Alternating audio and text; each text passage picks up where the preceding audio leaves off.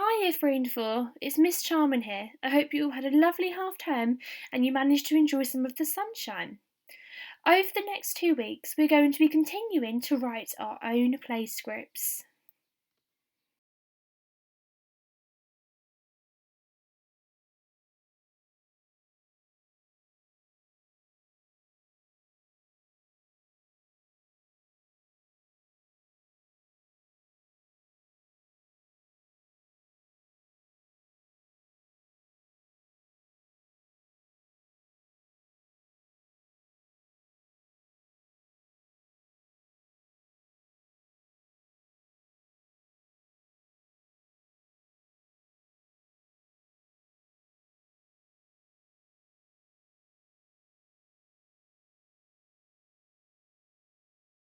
These are your spelling words for this week. Remember, the green spelling words of Mrs. Caudry's spelling group, the orange words of Mrs. Whitley's spelling group, and the red words of my spelling group. Have fun learning them!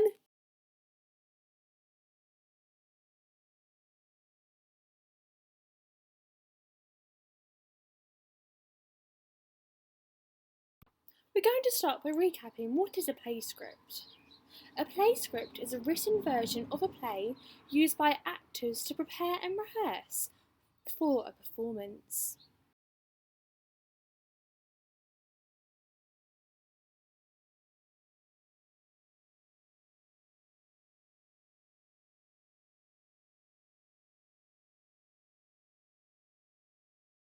Your task for today is to internalise the model text that you looked at before half term. Remember, this was about a mad tea party. It's on the screen now to remind you what it looked like. Remember, we use kung fu punctuation when we're internalising a model text. Remember, we say hi-ya for each action.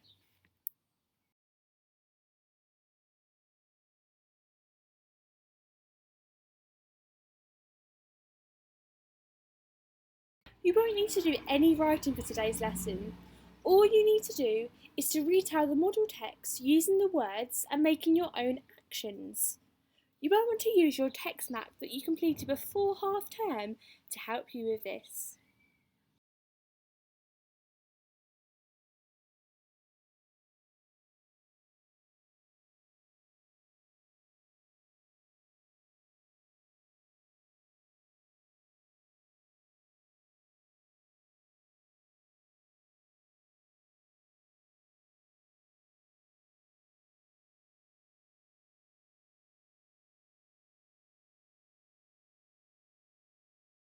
An adverbial is a word, phrase, or clause that is used like an adverb to modify a verb or a clause.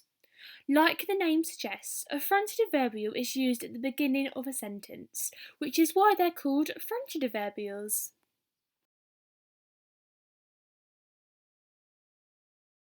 There are different types of fronted adverbials. Fronted adverbials are used to describe the time something happens, for example, before sunrise. They're also used to describe the frequency, which means how often something happens, for example, every so often. They can also be used to describe the place where something happens, for example, at the back of the cave. They can also be used to describe the manner something happens, for example, the one Year 4 know that I use lots and lots in our lessons, as quick as a flash. They can also be used to describe the possibility, which means how likely something will happen or has happened. For example, almost certainly. Ask yourself for a second, do you notice how the fronted adverbials are punctuated on the screen? That's right. Every fronted adverbial word, phrase, or clause needs to be followed by a comma to separate it from the main clause of the sentence.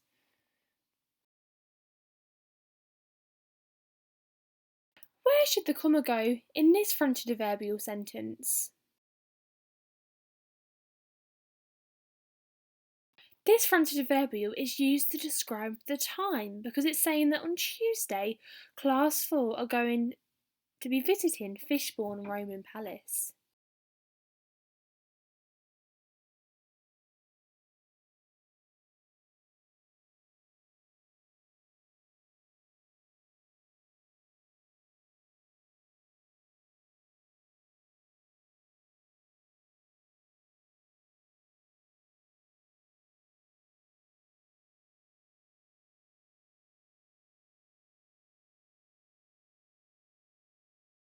This is the mild task for today. I have sent this sheet through to your grown-ups through parent mail, but if you don't have a printer, you can write out the questions in your book. This is the spicy task for today. Here is the hot task for today. For the chili challenge for today, see if you can go on a fronted adverbial hunt. Can you spot the fronted adverbials in this piece of text? And ask yourself, do they describe the time, frequency, manner, place, or possibility of the action in the main clause?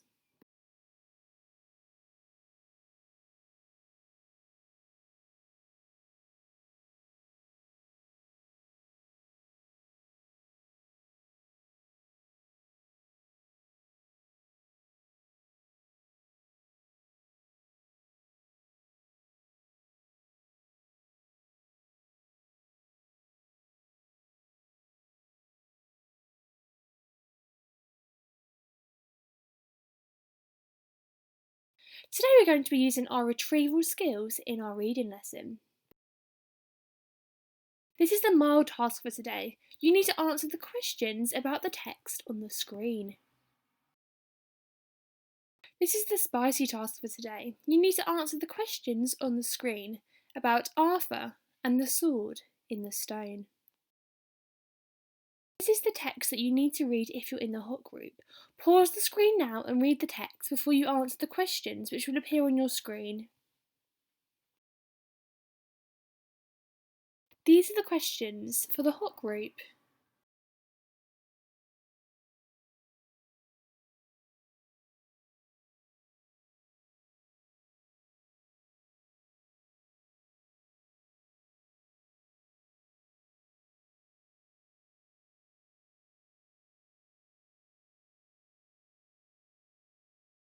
Now looking at the different characters who are in the text Beowulf. I have read part 1 of Beowulf and this is on YouTube, so your grown-ups at home have the link if you'd like to listen to it. You all know already about Gwendel's first battle. After a very long battle, Beowulf, using no weapons at all, finally managed to defeat Gwendel by tearing off his arm. You also all know about Beowulf's second battle. This was with Gwendel's mother, as she was angry that her son had been killed and attacked Heorot. Your task for today is to draw Beowulf and then create a character description using figurative language. If you're in the mild group, you need to include adjectives.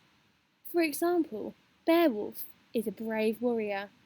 If you're in the spicy group, you need to include adjectives, expanded noun phrases, alongside similes. For example, Beowulf is a fearless, victorious man who lives in Denmark. He is as strong as iron. If you're in the hot group, you need to include a range of figurative language. This means you might include similes and metaphors.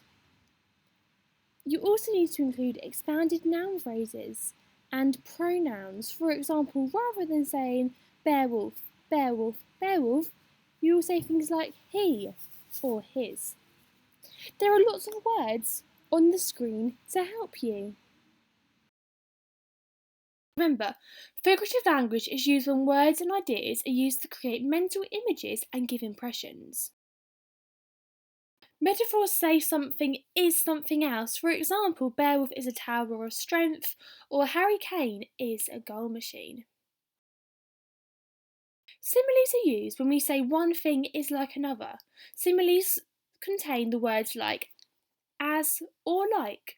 For example, the snow was on the ground like a thick, warm blanket. Here's a reminder for how to create expanded noun phrases.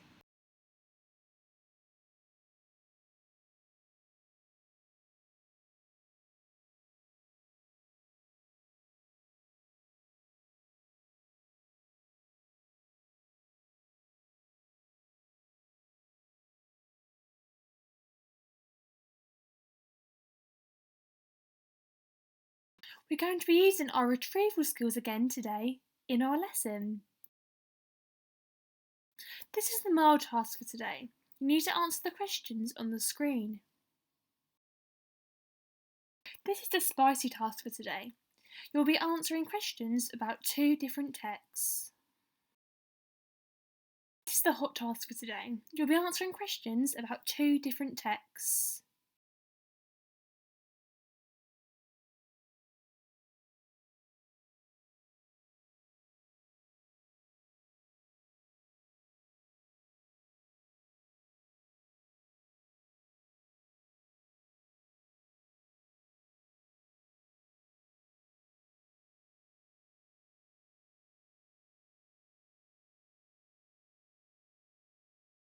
Well done, Year 3 and 4. You finished your week of virtual English learning. Make sure you share your work with your teacher through Purple Mash, as both me and Mrs. Whitley love to see all of your work. Take care. Bye.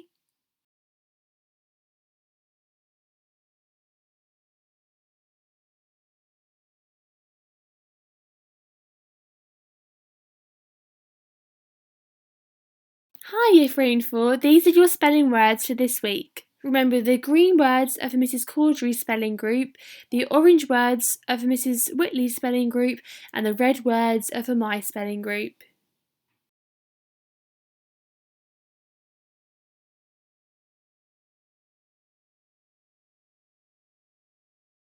You know already that Beowulf has had 2 battles.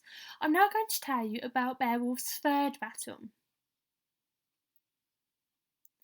Beowulf told his warriors that he would fight the dragon on the screen alone, and that they were to wait for him. But by now Beowulf is an old man, so Beowulf quickly found himself outmatched and overpowered by the dragon. Frightened, all but one of his warriors ran to hide in the forest nearby. The one who remained was named Wiglaf, and he had to come to Beowulf's aid during the battle. Your task for today is to think about how Beowulf might be feeling in this scenario. You need to act in role as Beowulf. You do not need to write anything down for this, but you need to act in role as Beowulf and use your words to say how he's feeling. There's an example on the next screen for you. I know I said I'd fight the dragon alone, but I was now feeling scared. I mean, I know that I've fought before. I know that I beat Gwendol and all the others, but I'm scared. But then maybe I'm being silly. I need to believe in myself.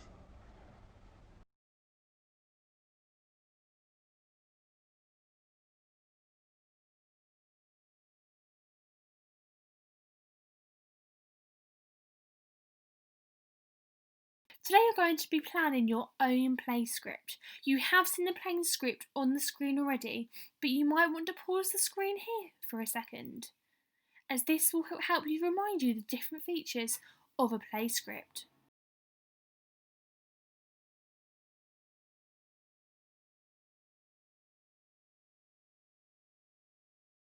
I'm going to explain to you the different features of a play script. The first one you have is a character list. At the beginning of the play script, you will find a list of all the characters that are in the play. This is because it helps anyone who wants to perform the play know how many actors they need. Sometimes they will have a short description with them. For example, the Mad Hatter is someone who is crazy, and he gives out riddles, and he dresses fashionably, and he likes tea. A bit like chapters in a book, the sections of a script are broken down into scenes.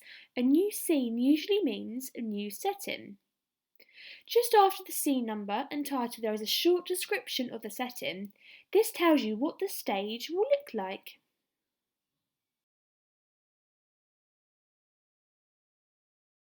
In a script, the name of the character who is speaking always goes on the left. A colon always comes after the name, and after the colon is the dialogue. The dialogue is the words the character is speaking. You might have noticed there's no inverted commas. This is different to when we're writing a story, like you learnt when we learnt about dash. Now on the screen you will see stage directions. These are instructions to the actors so they know what their character should be doing. For example, the White Rabbit needs to be rushing across the stage, but he also needs to be appearing anxious. Sometimes they tell the actor how they need to say their words. For example, Alice needs to make sure she sounds confused. Remember, the actors don't say the stage directions, this is why they are in brackets. Finally, some plays have a narrator to help set the scene for the audience, but lots of plays don't. Stage directions can be given to any character, not just the one speaking. They are always written in present tense. Your task for today is to plan a play script for the fight between the dragon and Beowulf. You can choose your own ending so you can decide what happens, as this is your play script. Here's my example. This is my plan. As you can see, I've clearly laid out my main ideas, and I've thought carefully about each part of my play script.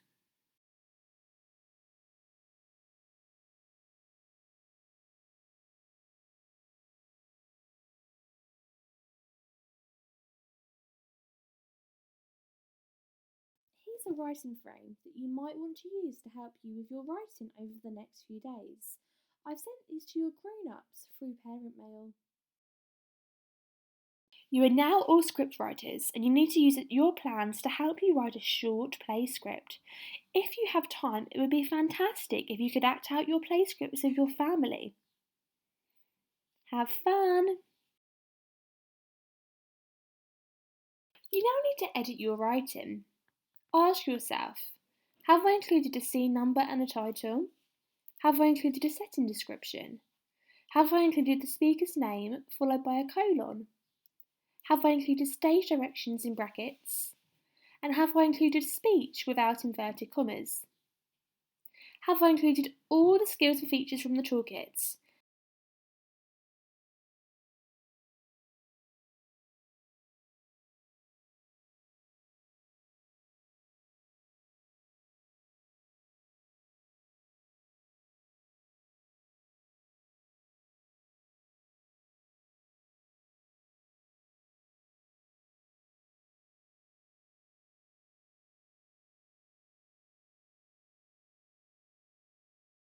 You should now all be getting good at using your retrieval skills.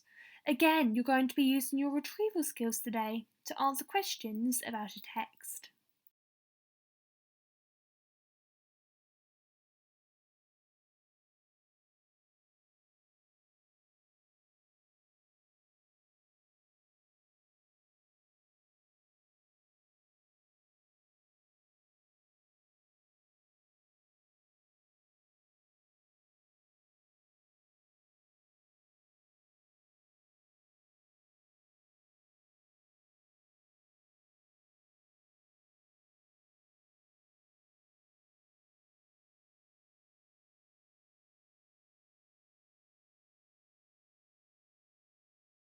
Well done, you 3 and 4. Make sure you share your learning with your teachers. And I know that I can't wait to see all of your amazing creative play scripts. Have a lovely weekend, and I'm sure I'll see you soon. Bye!